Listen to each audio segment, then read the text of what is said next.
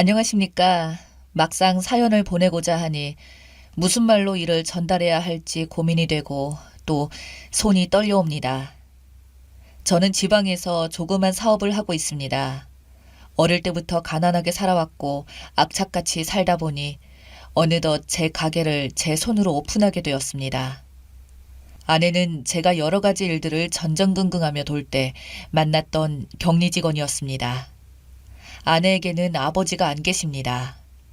어릴 때부터 미혼모의 딸로 살아서 그런지 마음에 상처가 많았다고 하더군요. 홀어머니 혼자서 딸을 키우느라 어머님이 고생도 정말 많았다고 합니다.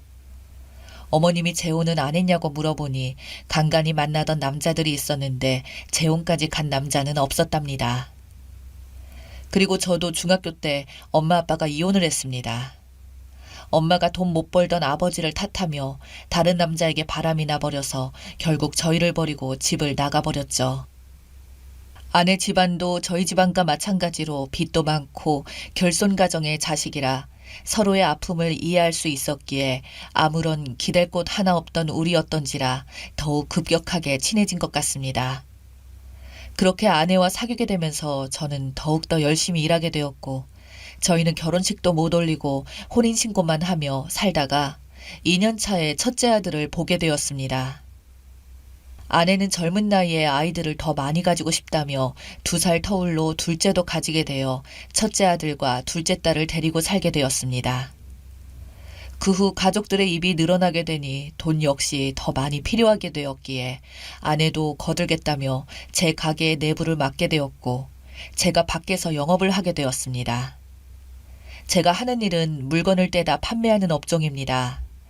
그래서 밖에 나가 영업을 해야 하는 건 필수였고 이리저리 열심히 뛰어다니다 보니 어느새 거래처들이 나름 상당히 많이 있게 되었습니다. 그 수많은 거래처들을 아내에게 담당하며 재고 파악들을 했고 이내 빠르게 안정화되는가 싶었습니다. 그런데 장모님이 당뇨와 중풍으로 갑자기 쓰러지셨습니다. 이제 좀 살만한가 했더니 장모님이 쓰러지게 되시고 어쩔 수 없이 가게 위층에 있는 저희 집으로 장모님을 모셔와 아내가 수시로 병수발을 들면서 가게를 돌보았고 장모님은 어려웠던 가정 형편 때문이신지 보험 하나 내신 게 없어서 그 모든 비용을 저희 부부가 벌어서 감당하고 있었습니다. 하지만 보험 없는 병원비와 약값은 정말 상상을 초월하더군요.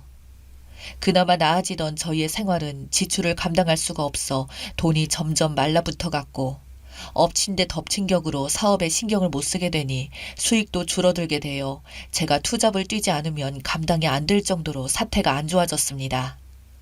3년 병에 효자 없다는데 저희 장모님 7년이나 그렇게 병상에 누워서 대소변도 못 가리시며 사시다가 끝내 돌아가셨습니다. 본인도 누워있는 게 너무 답답하셨는지 정신이 온전하지 못하여 저희에게 가끔씩 욕도 하시고 소리도 지르고 저희 가족들이 잠도 제대로 못 자고 집안은 오물 냄새로 범벅이 되어 매일매일 하루하루가 지옥이었죠. 저희 아이들 옷에도 냄새가 배어 학교에 가면 친구들이 놀린다고 울던 아이들을 보며 정말 지옥과 같은 7년을 보냈습니다. 지금 생각하면 정말 어떻게 그 지옥 같은 하루하루를 보냈는지 모르겠습니다. 그렇게 장모님이 돌아가시게 되고 저희 집에 남겨진 건 엄청난 빚뿐이라 저는 투잡을 장모가 돌아가신 후에도 계속하게 되었죠. 밤에는 대리운전을 하며 매일같이 새벽잠을 줄여가며 어떻게든 가정을 살리고자 나의 아이들을 키우기 위해선 최선을 다해왔습니다. 그런데 어느 날부터 저는 아내가 바람을 핀다고 느끼기 시작했습니다. 우연히 아내가 몰래 화장실에 가서 통화를 하며 사랑한다고 말하는 걸 듣게 되었거든요. 그리고 아내의 옷차림이나 화장들이 계속해서 바뀌고 어디서 돈이 났는지 모르는 새 옷과 화장품들이 늘어나더군요. 아이들에게 물어봐도 엄마가 밤이 되면 옷을 입고 나가겠다고 하는 이야기들을 들었습니다. 어쩌면 저는 믿고 싶지 않았을지도 모릅니다. 잠시만 만나다 말겠지라는 생각을 희망적으로 하며 계속해서 일을 했으나 아내는 점차 저와의 대화도 소홀해졌고 주말에는 친구 핑계를 대며 밖으로 나갈 때도 있더군요. 결국 저는 참다 못해 투잡을 하러 간다고 거짓말을 하고는 집 앞에서 잠복을 했더니 저희 가게로 거래처 사장님이 들어가더군요. 그 후 아내가 나와서 가게 문을 잠그고 들어가더니 불이 꺼지더군요. 그때 제가 받은 충격은 이루 말로 할 수가 없었습니다. 거래처 사장님은 제가 처음 사업할 때부터 조언도 아낌없이 해주며 사업이 힘들 때는 대금 결제일이 좀 늦어져도 이해해주던 사람이라 항상 고마워했고 연배가 제 삼촌뻘입니다. 아내보다 무려 17살이나 많은 노년의 남자입니다. 저는 도저히 믿을 수가 없어서 가게로 문을 열고 들어갔더니 아주 가관이더군요. 이 두 짐승들에게 욕을 퍼부으며 전 소리 질렀습니다. 그러자 그 거래처 사장님은 저에게 흥분하지 말고 말로 좋게 해결하자고 하더군요. 그러면서 저한테 하는 말이 어차피 아내는 자네에게 마음이 떠났다고 결혼하고 죽어라 고생만 시켰는데 자기가 이제는 행복하게 해주려 한다고 제가 합의 이혼으로 아내를 보내주고 자기는 결혼하게 되면 그 대가로 돈을 주겠다고 하더군요. 지금보다 더 큰 가게도 운영할 수 있게 도와주고 애들도 잘 클 수 있도록 도와주겠다고요. 저는 아니 무슨 말 같지도 않은 미친 소리 하냐며 또 화를 냈고 소리를 계속 지르자 거래처 사장은 저한테 지금은 화나고 감정이 격해져서 그런 것이니 화가 가라앉으면 냉정하게 현실적으로 판단해보고 그때 다시 이야기하자고 하며 옷을 챙겨 입고 나가더군요. 아내는 제 눈치를 보더니 그냥 저 말대로 하라고 저한테 말을 하더군요. 제가 그래서 아내에게 뚫린 입이라고 지금 나오는 대로 떠드는 거냐고. 바람난 것도 모자라서 네가 내 앞에서 대놓고 그딴 소리를 한다는 게 사람이 할 소리냐고 하니까 저랑 결혼해서 솔직히 너무 불행했답니다. 돈도 한 번도 못 써보고 지옥 같은 삶을 살았다고. 그리고 지금 저 남자 만나서 너무 행복하다고. 신혼여행으로 해외여행도 태어나서 처음으로 가보게 해주겠다고 했다고요. 저랑 살면 해외는커녕 비행기 한 번 못 타고 자기 인생이 너무 불쌍하다며 자기를 제발 이제는 놓아달라고 하더군요. 전 정말 비참했습니다. 그래서 아내에게 따졌어요. 당신 지금 단단히 착각하나 본데 누구 때문에 내 인생이 이렇게 되었는지 모르겠어? 네 엄마만 아니었어도 내 인생 절대 이러지 않았을 거야. 네가 니네 엄마 모시고 살자고 빌 땐 언제고 장모님 죽고 나니까 자식이고 남편이고 다 버리고 짐승마냥 돈 많은 아버지뻘 남자한테 가면서 자기를 팔려고 하는 인간이 어디 있냐고 라고요. 아내는 어차피 저보고 버텨봐야 이혼할 테고 이혼하게 되면 위자료 정도로 끝날 거라고. 그런데 합의만 해주면 저 남자가 돈도 많이 준다고 하니 이왕 이혼할 거 합의 이혼을 그냥 하는 게 저한테 이득 아니냐고. 그나마 저 생각해서 자기에게 그렇게 말하는 거라며 엄마 돌봐준 건 정말 고마운데 자기 너무 힘들었다고 이제는 편하게 좀 살고 싶다고 하네요. 그리 말하고는 저를 남기고 밖으로 나가더니 거래처 사장과 같이 차를 타고 떠나더군요. 저는 그날 밤 가게에 앉아서 미친 듯이 울부짖었습니다. 그동안 제가 살아온 인생 모든 것이 부정당했으니까요. 그리고 저희 아이들은 이제 초등학생인데 엄마 언제 오냐며 아빠는 오늘 일 안 가냐고 집에 들어온 저에게 묻더군요. 아내에게 전화해서 아이들은 그럼 어쩔 거냐고 하니까 지금 결혼할 남자가 애들은 꺼린다고 저에게 말하더군요. 저한테 이제 거리낌 없이 결혼할 남자라고 말하는데 진짜 기가 막혀서. 그래도 이렇게 있을 수만은 없어서 부끄럽지만 제 초등학교 동창 중에 변호사인 친구가 하나 있습니다. 그 친구에게 모든 사실을 털어놓고 말을 하자 친구 입장에서 조심스럽게 물어보더군요. 현실적으로 아내가 그렇게 이혼을 하면 그 남자가 저한테 제시한 조건만큼 받을 길은 없다고. 근데 그거 자존심도 걸린 문제니 저보고 선택을 하라고 하더군요.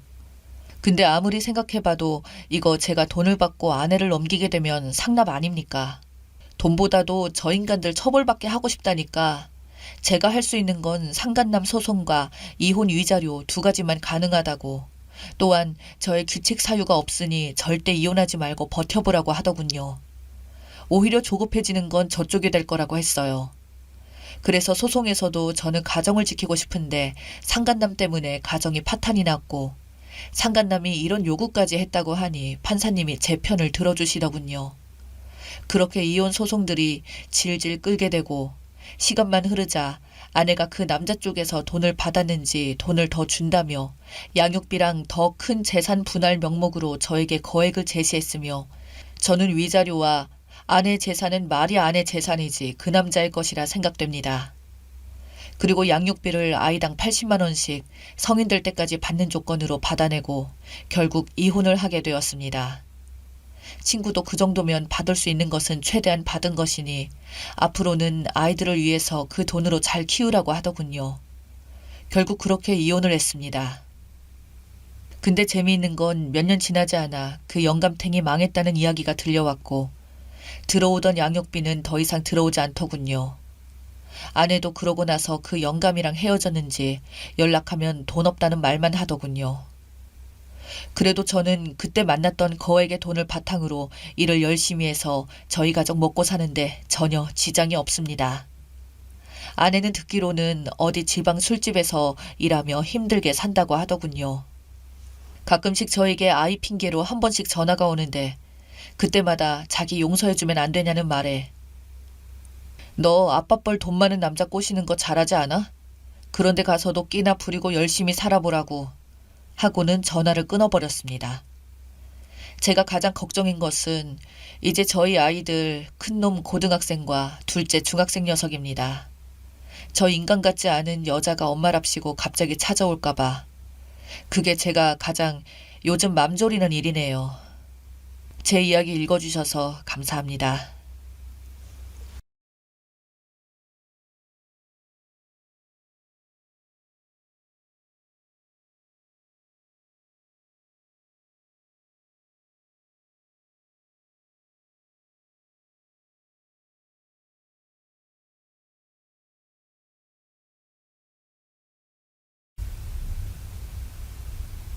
저는 아이를 키우고 있는 아빠입니다. 평범한 회사원이고요. 정말 믿기지 않는 이야기를 여러분께 해드리고 싶어서 이렇게 용기 내어 글을 쓰게 되었습니다. 저는 운 좋게 좋은 대학에 좋은 직장에 입사하게 됐어요. 특별히 잘난 것이 없지만 제가 워낙 전공을 살려서 다양한 경험을 한 덕분인지 별탈 없이 좋은 회사에 쉽게 들어갈 수 있었어요. 그런데 그 후가 문제더라고요. 마냥 대기업 들어갔다고 좋은 게 아니었습니다.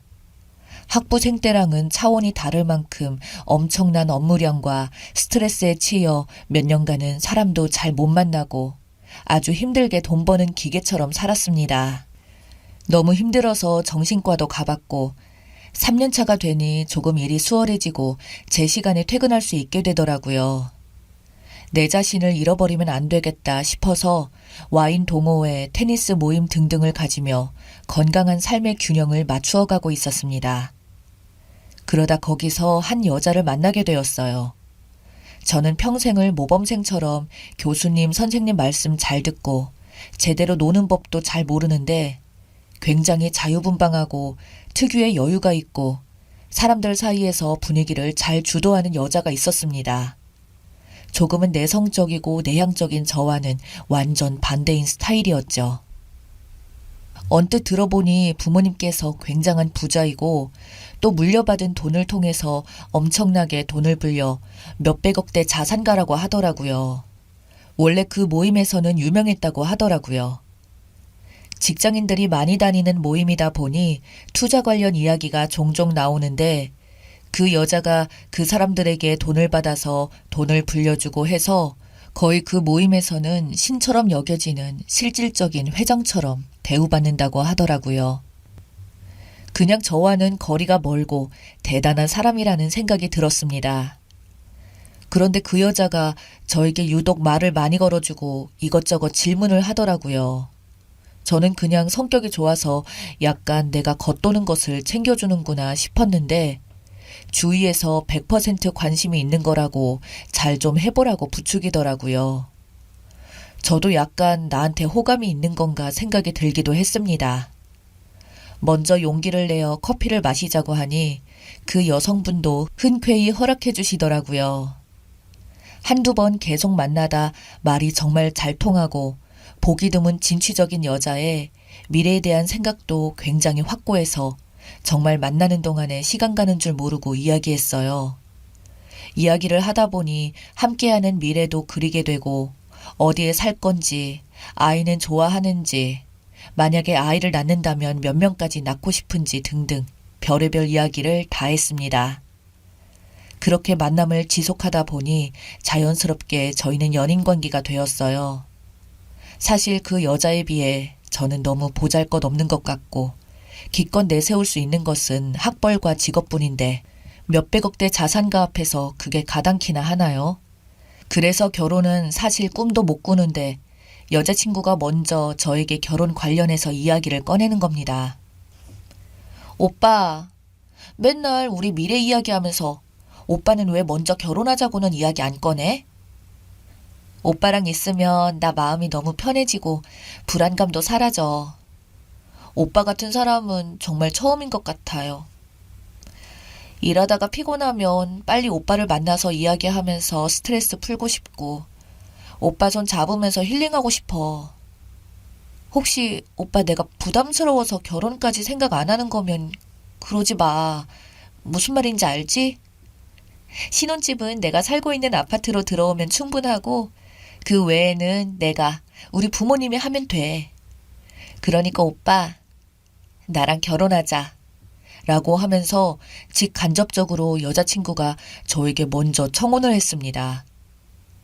여자친구의 확신과 진심을 알게 된 후 저는 정식으로 여자친구에게 프로포즈를 하게 되고 결혼을 했습니다. 결혼 자금은 어느 정도 직장 생활을 하면서 모아두었어요.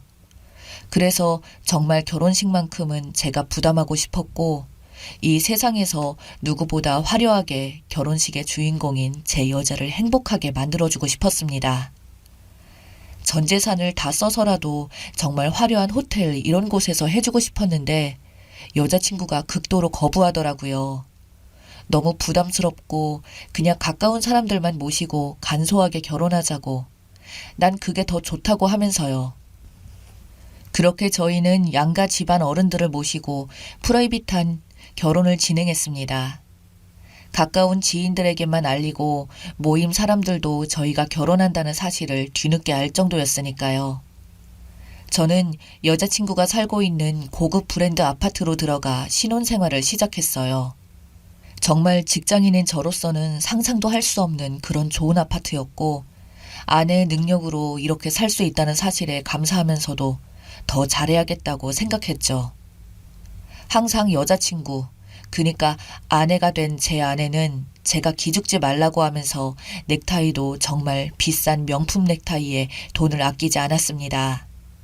저희는 아들도 한 명 낳게 되었고 세상에서 제일 행복한 사람들처럼 살고 있었어요. 그런데 몇 달 전부터 아내가 집에 있는 시간이 적어지고 사업 때문에 굉장히 스트레스를 많이 받는 상황이 생기는 것 같더라고요. 안절부절 못하고 불안해하고 손톱도 물어뜯고 해서 보는 저까지 걱정될 정도였습니다. 무슨 일이냐고 물어도 도통 대답해주지 않았고요. 신경 쓰지 말라고 그냥 투자 관련해서 좀 해결해야 할 일이 생겼다고 하며 말을 돌렸고요. 워낙 혼자서 어려움도 잘 헤쳐나가는 사람이니 믿었습니다. 아내가 중학생 때부터 장인어른 장모님께서 해외에서 생활하셨고 아내는 혼자 한국에서 생활해서 독립심이 강하다고 들었거든요. 결혼식 때도 해외에서 결혼식을 위해 들어오셨다가 결혼식 끝나고 바로 일 때문에 출국하셨고요. 국내에서 부동산업을 하셨다고 대충 듣긴 했지만요. 어쨌든 그렇게 어릴 때부터 강하게 큰 아내였기에 이번 일도 잘 헤쳐나갈 거라고 생각했습니다. 그리고 아내는 다행히 안정을 찾은 듯 다시 원래의 당차고 활기찬 모습으로 돌아왔고요. 그러다 갑자기 아내가 지방으로 급하게 내려가야 할 일이 생겼다고 하는 겁니다. 왔다 갔다 시간이 오래 걸리고 처리할 일이 많아서 하루 자고 온다고 하면서요. 저는 알겠다고 잘 해결하고 오라고 했죠. 그런데 다다음 날 제 핸드폰에 모르는 번호로 전화가 계속 오는 겁니다.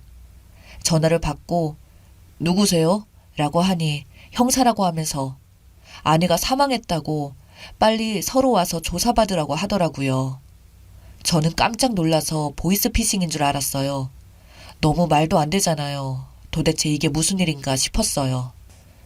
그리고 서해 가서 알게 된 충격적인 이야기에 저는 다리가 덜덜 떨려서 주저앉았습니다. 아내의 모든 것이 거짓말이었고요.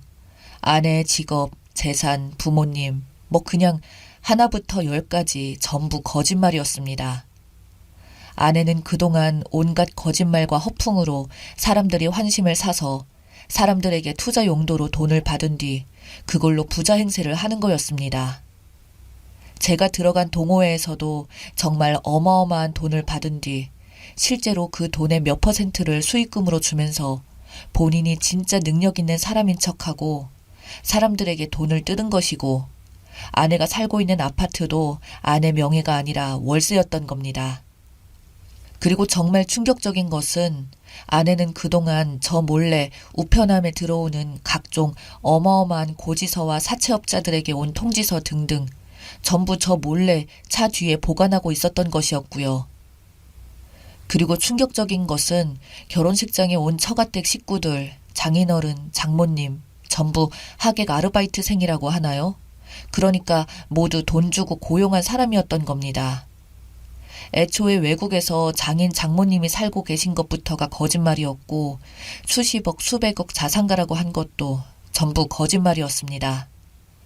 그러다 아내가 정치 쪽에 아주 친한 사람들에게 들은 정보라고 귀한 부동산 정보라면서 사람들에게 사기를 쳤고 수십억에 가까운 돈을 가지고 돈놀이를 하다가 고소를 당한 아내는 재판일이 다가오고 실형에 처할 가능성이 높다는 걸 알게 된 아내는 모든 사실을 저에게 들키는 것이 두려워 극단적인 선택을 한 거였고 이 사실은 지역 뉴스에 짤막하게 나올 정도로 정말 충격적인 상황이었습니다. 같은 동호회 사람들은 아내에게 수억을 맡기고 매 분기 투자 수익금을 받고 있었는데 아내가 갑자기 그렇게 됐다는 사실에 저에게 엄청난 전화가 밀려 들어오고 집에 찾아오고 회사가 뒤집어지고 난리가 났습니다. 하지만 저는 정말 꿈에도 몰랐던 일이었고 당장 애까지 있는 상황에서 너무나 허무하고 당황스러웠어요. 아내는 그렇게 사람들에게 얻은 수십억으로 저와 함께 살고 있는 신혼집 월세를 내고 수익금이라는 명목으로 몇백에서 몇천까지 사람들에게 나누어 주고 원금으로 돈놀이하고 그러다 돈이 부족해지면 사채를 쓰던가 또 다른 사람들을 현혹해서 사기를 치기를 반복했던 것이었죠. 저는 정말 믿을 수 없었고 모든 게 거짓말인 줄 알았습니다. 어떻게 몇 년을 저를 감쪽같이 속일 수 있으며 이렇게 아이까지 내버려 두고 무책임하게 세상을 떠났는지 도저히 원망스럽고 믿고 물어보고 싶은 것들이 많았어요. 아내가 그렇게 된 후로 바로 그 신혼집에서 나와 저는 부모님 댁으로 들어갔고 잘 다니고 있던 회사도 퇴사하게 되었습니다. 도저히 이 상황을 아이에게 어떻게 설명해야 할지 모르겠어서 심리상담 전문 선생님이 계신 병원에 아이와 함께 다니며 치료를 받고 있고 저는 모든 인간관계가 절단되어 버렸습니다. 돈 수천만 원에서 수억을 아내 때문에 잃어버린 내 직장 동료들과 동호회 사람들, 그리고 아무것도 모르고 본인 퇴직금까지 아내에게 바쳐버린, 그러니까 사기당하신 어르신분들까지 도저히 제가 감당하기 힘들었고 저도 나쁜 생각을 해버릴까도 생각했지만 아이 때문에 도저히 아이를 혼자 남게 둘 수 없어서 일단 악착같이 살고 있어요. 정말 믿겨지지 않고 아직도 글을 쓰는 지금도 너무 힘이 듭니다. 원망할 대상도 이 세상에 없으니 오죽 제가 답답하면 이렇게까지 하겠습니까? 정말 너무 힘들어서 어디에다가 털어놓고 싶어 이렇게 글을 쓰게 되었네요. 정말 힘들지만 내 아이를 생각해서라도 열심히 살아야겠죠. 정말 사기당하신 분들도 너무 안타깝고 제가 다 죄스럽고 여러모로 정말 힘드네요. 제 이야기를 들어주셔서 감사합니다.